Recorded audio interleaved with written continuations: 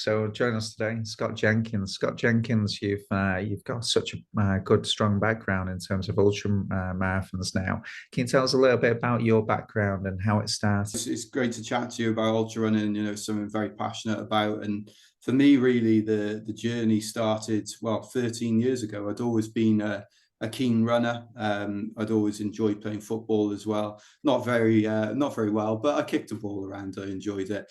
And I got to the kind of age of 30, and I remember the last game of footy I ever played was a cup final that we got to in like a local league, and we lost the game. I just thought, well, I think I'm due to retire now at the age of 30 from football, and I wanted to kind of get into the next challenge for me, which was really focusing back on something that I'd enjoyed when I was younger, which was running. At the time, I was working as a PT in a gym in South Wales, and I used to have patients come in who'd had various different things. They'd been through the physio department in the local hospital, and some of those patients could be cardiac referrals. So they may have had like phase 4 cardiac rehab. They may have had stents fitted or had kind of severe cardiac issues.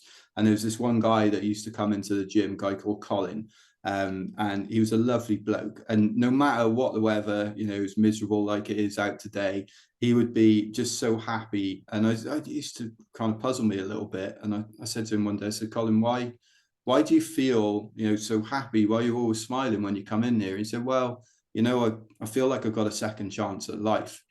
And I kind of like, it resonated with me for a little bit, and I sat and I thought on it, and it actually kind of got me thinking, what am I doing with my own life that I feel, proud of, and what do I want to look back on with some fondness? And, it kind of got me thinking, well, actually, I want to go and push myself and see what I can achieve. And, during the course of that year, myself and my younger brother, Reece Jenkins, and our friend Rusty Tolliver from over in the US, we got together and we decided to go out and run 2,000 miles from Boston to Austin in Texas. So it was a marathon a day for 75 days, and probably one of the hardest challenges I think I've done, because I wasn't at the same kind of knowledge or skill set levels that I probably am now, and we learned a lot on the fly. But it was a great experience, and through that run, we raised money for a number of charities: British Heart Foundation, Salute America's Heroes, Help the Heroes.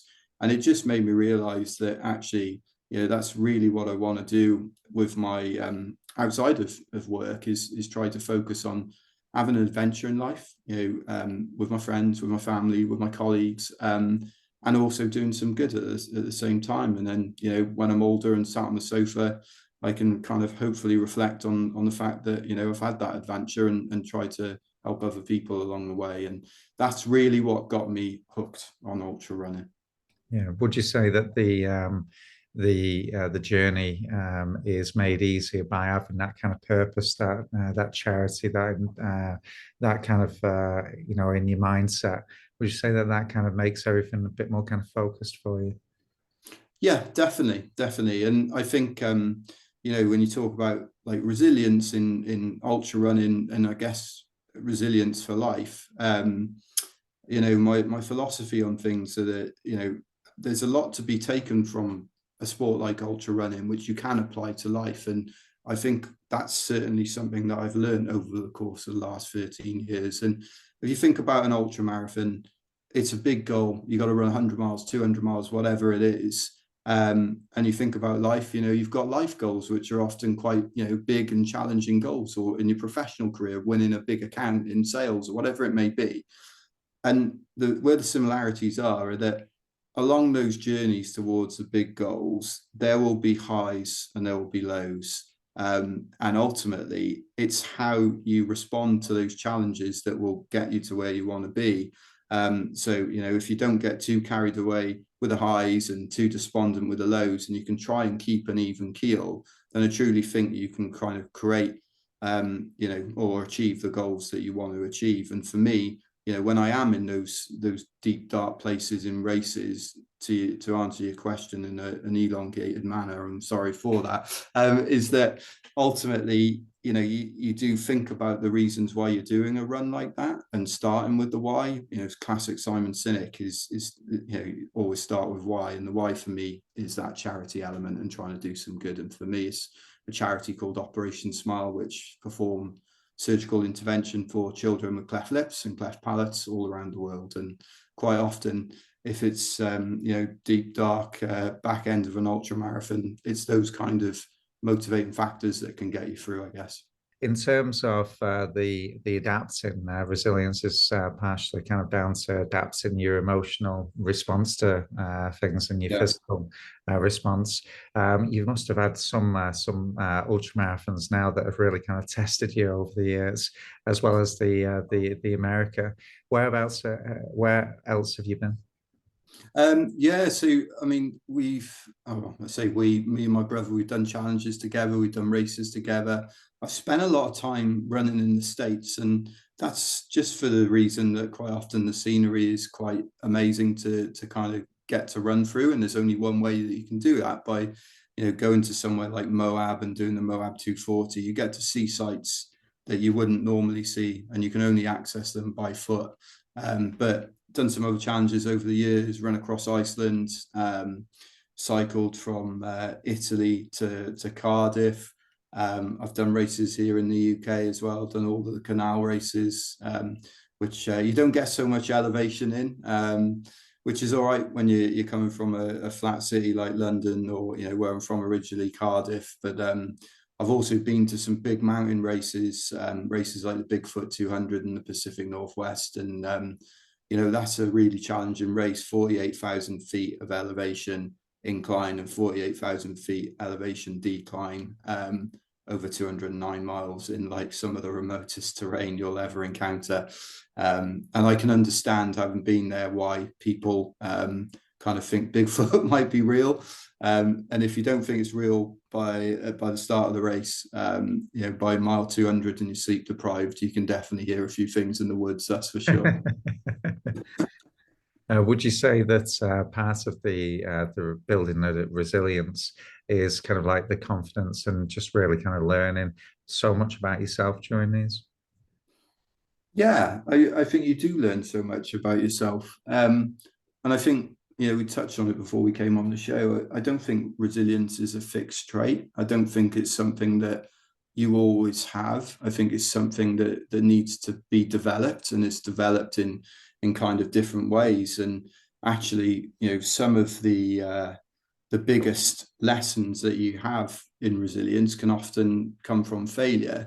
And I guess the key from learning from failure is that anyone can go, well, I did X, Y, Z wrong, but it's actually not just knowing what the failures were, it's having the courage to kind of alter your approach when you're faced with the same kind of circumstances in the future that caused the original failure, to then achieve the goal that you want to and get the success. And I do feel like you can't really build resilience without having those challenges along the way. And certainly, those are things that I've encountered during ultra marathons, where I've made mistakes and I've learned from them, and then gone back to try and rectify them, I guess. And I'm very happy to talk to the fact that the first time I attempted the Bigfoot 200 race, which I just mentioned, I DNF'd that race.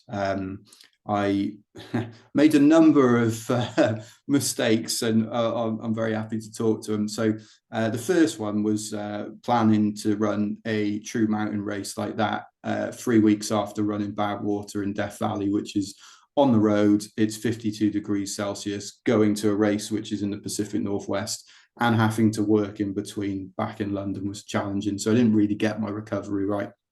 And then flew in 2 days before the race, didn't have any time to acclimatize to the mountain ranges up there, didn't have any crew, went down to the race start. Race director gets up, and Wayne, this, you're a race director, you do your pre-race briefing and you're looking at all those nervous faces. And I wish I could have seen my face at that point in time, because the race director kind of got up and went, well, just want to remind you runners, it's whatever it was in Fahrenheit, it was the equivalent of 42 degrees Celsius. Which, I was expecting weather more akin to the UK, and it kind of took me by surprise. But I prepared. Unfortunately, I'd left my water bladder back home in London when I was rushing my bag packing, and it made a big problem because I knew that there's a 20-mile section from mile 12 to mile 32, which is all exposed on the side of Mount St. Helens volcano. And I knew I was only going to have 500 ml of flasks of water, no water source on that section. It's all dry.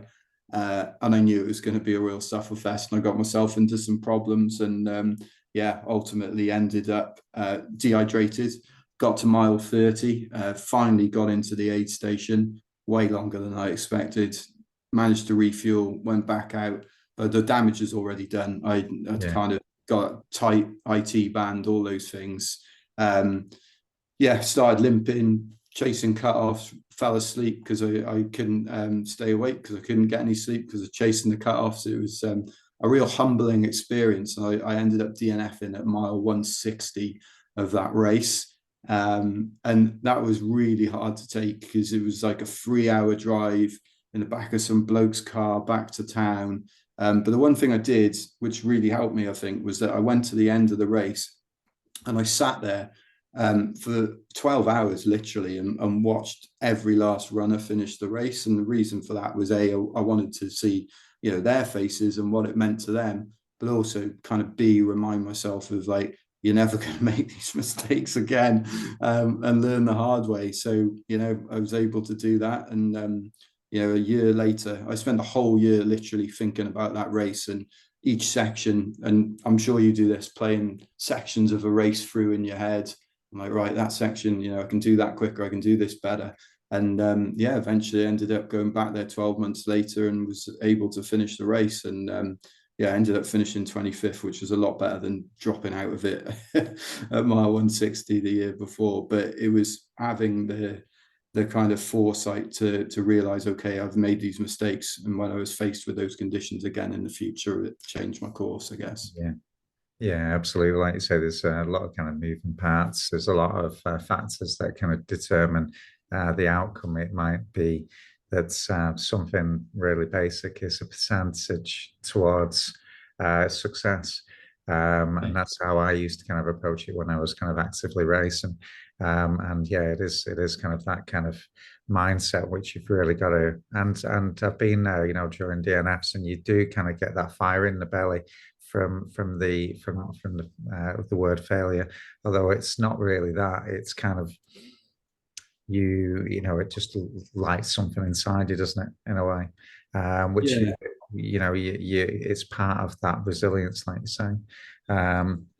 In terms of I was just going to say, I think you're right, and I think that's probably something that draws us back, is that the fire in the belly is almost created because we challenge ourselves, and we know that ultimately a challenge isn't really a challenge if the outcome's guaranteed to be positive. And that's the line you walk as an ultra runner.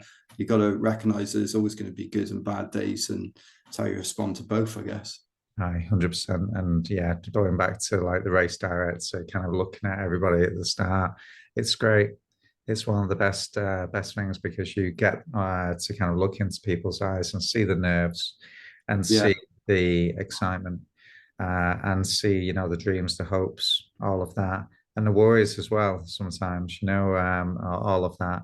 What would you say are the kind of the key things that you've kind of adapted to over years of ultra running? Is it like I guess your kit has changed, your how you kind of form a strategy for that particular distance that you're entering, your speed, that kind of thing? What are the key things that you would say if you were kind of preparing for 100 or 200 mile, let's say a 200-mile ultramarathon? What are the key things that you would kind of laying it down on paper? What are the key things that you would approach it? I think I've grown to love the 200-mile distance, and I think the reason for that is that unashamedly, I'm not the quickest. I'm never going to be like a Jim Walmsley type. My physique won't allow it. I'm not physically capable of being Jim Walmsley, but in a 200-mile race, what I really like about it, and you touched on it a minute ago, is the kind of problem solving element. Yeah. I think, over a 200-mile, I know you guys put on a great race in the GB Ultras, the 200 across Scotland up there. And that's definitely on my list to do, by the way. I think that the 200 milers present a bigger challenge than just being fast, because you can be fast, but what are you going to do, when it's -4 on the third night of an ultra marathon and you slept for 2 hours, and actually building a skill set to be able to deal with those conditions personally. And you do see it, you do see people jump into 200 milers and complete them. But I think, like, having gone up through the distances, I've learned a lot around, like, okay, what's my race strategy going to be? You can watch people run off at the beginning of a 200-mile race and you think, actually, do I chase them, or do I just, like, get into my groove, get into my rhythm, get into my... There's part of you that wants to chase them. Every time There's as well. Always that time. No, I always do it. I always do it for about a mile or two, and I'm like, no, don't do that. You're going to blow up. And I think, the sleep strategy is certainly something that I've learned over the course of the last few years. So important. If you sleep too much, you're not going to be competitive. You sleep you're gonna get sleep deprivation and hallucinations and everything that brings, and it's amplified over the course of a 200 miler. Like, I know people say they get them in a 100 miler, but personally I've never experienced that. But in a 200 miler, they're so real. It's crazy. And then food, I think I'm still trying to figure out my food. Sometimes things work for me. Last year, both races that I did, I vomited in. But I think you've got to expect that when you're running for that far. Yeah, I think it's part and parcel of it, really. I mean, when I was supporting a friend during a 100-mile Grand Slam a few years back, and she was really kind of finding it difficult, 60, 70 miles in and dry heaving. I said, that's part of ultra running, that's it, Yeah. And you find different things that work for you as well. As an example of that, like I went and ran the Cocodona 250 down in Arizona last year as well, which is another 250-mile point-to-point race. And it was hot, like desert hot down in Sedona. And my wife made a decision to get me like a litre tub of ice cream. And honestly, like, it was the best food I've ever eaten in this kind of temperatures, just cooled everything. At that moment in time. Any other time, and well, you might have appreciated it, but certainly, on the sofa. just keep them coming. It's funny though, because you did say about that, the sleep strategy. That's something that I kind of see on the 200-mile races, where some people approach it the same as 100-mile events, and it's very, very difficult to kind of treat them the same, because you can go out there and then, it might be 24 hours later, and you might have a cutoff of 50 hours for halfway through that event for 100 miles.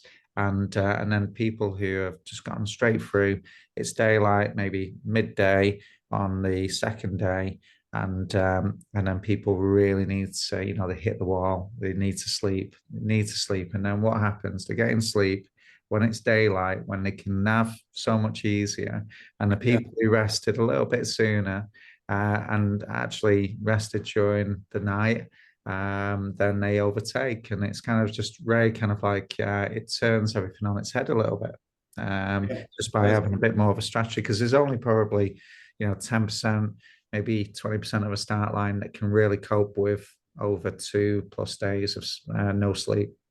Yeah, it's a very unique skill set to be able to go with like no sleep or 5-10 minutes sleep for something like that. Certainly not something that I can do. But it's a massive like strategy game, the 200s for sure, like you say. And if you can try and get quality rest as well, that's challenging, especially in cold, difficult environments. Trying to get a decent sleep is really difficult. I think the other thing, going back to your question, is that I've adapted my training massively over the course of the last 13 years as well. The older I get, the more strength and conditioning is playing a really strong part in what I'm trying to do. I get my miles in, but I'm certainly not running 100-mile weeks every week anymore.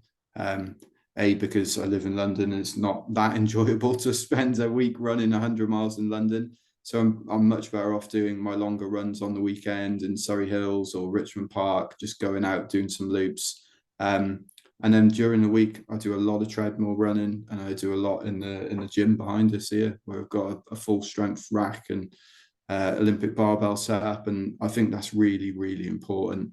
And then the other elements that I've added more recently is been doing a bit of yoga, a bit of flexibility work, self-enforced, because I got myself into a pickle in a, and we're talking about resilience. I DNF'd the race last year in Cape Town, where I'd got bursitis on my greater trochanter, but I didn't know that. So I've been going through rehab and then realised how important my flexibility and that kind of stuff is. And then the other thing I've recently taken up, just as a kind of accidental exercise, is bouldering. Just going indoors, doing a bit of scrambling, a bit of climbing, Yeah, which that'll twist your body in all sorts of different places, won't it? You know, your yeah, foot's over there, your fingers are over there. yeah, exactly. But again, it's like I never thought I'd like it, but actually it challenges you physically and mentally, and a little bit appeals to me because that's exactly what an ultra is, right? It's a massive mental challenge as physical as well. Yeah, it's a problem solving. You know, how do I get from A to B using those kind of smaller holds and gradually kind of getting quicker and better at those kind of things. And yeah, it's a sport that I used to do a little bit of. Um, Cool. in terms of your, would you say that your capacity for putting you through yourself through hardship is, is that part of your resilience? Would you say nowadays? Yeah, I think so. I think you kind of learn to embrace the suffering, don't you? For sure. You know, last year I did a very similar training program. I'm coached by a guy called Jeff Browning, who's based out in the States, and he does everything for me through Training Peaks, and I just go out and try to replicate it. And one of the things we talked about was the heat in. I'm not sure why I'm pointing behind me, but the temperature in Arizona. The reason I'm pointing behind me is because the treadmill's in there and I set it up with heaters around it, similar to what I did with Badwater a few years ago.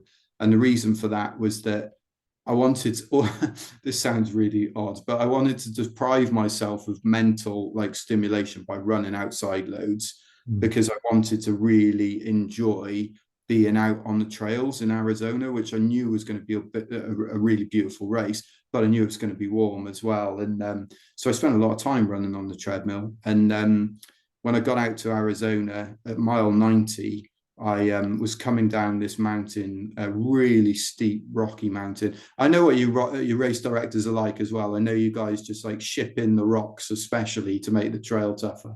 I'm sure of it.